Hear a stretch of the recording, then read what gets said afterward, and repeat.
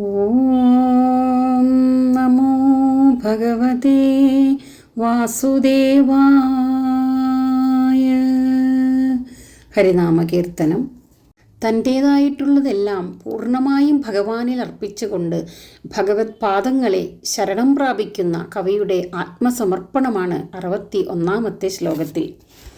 സത്യം വദാമി മമ ഭൃത്യാദിവർഗമതും അർത്ഥം കളത്ര ഗൃഹപുത്രാദിജാലമതും ഒക്കെ ത്വദർപ്പണമതാക്കിയിട്ടു ഞാനുമിഹ തൃക്കാൽക്കൽ വീണു ഹരിനാരായണായ നമഃ. ഹേ ഭഗവാനെ, ഞാനിതാ സത്യം പറയുന്നു. ഭൃത്യന്മാർ, ആശ്രിതർ, പരിചാരകർ മുതലായവരുൾപ്പെടെ ധനം, ഭാര്യ, വീട്, സന്താനങ്ങൾ, ബന്ധുക്കൾ മുതലായി എൻ്റേതായിട്ടുള്ളതെല്ലാം അങ്ങേക്കു കാണിക്കയായി സമർപ്പിച്ചിട്ട് ഞാൻ അങ്ങയുടെ പാദങ്ങളിൽ വീണ് നമസ്കരിക്കുന്നു. ഹരിനാരായണ ഭവാന് നമസ്കാരം.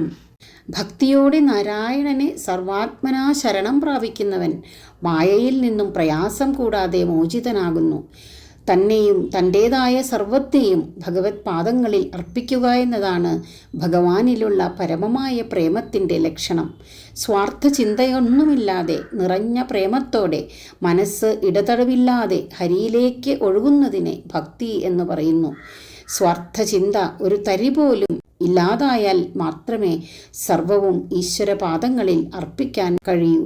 ഭഗവാൻ തന്നെ ഭഗവത്ഗീതയിൽ അവസാനമായി അർജുനനോട് ഉപദേശിക്കുന്നത് സകല ധർമ്മങ്ങളെയും ഉപേക്ഷിച്ചിട്ട് നീ എന്നെ തന്നെ ശരണം പ്രാപിക്കുക. ഞാൻ നിന്നെ എല്ലാ പാപങ്ങളിൽ നിന്നും മോചിപ്പിക്കാം, നീ വ്യസനിക്കേണ്ട എന്നാണ്. നാരായണ അങ്ങേക്കായിക്കൊണ്ട് നമസ്കാരം.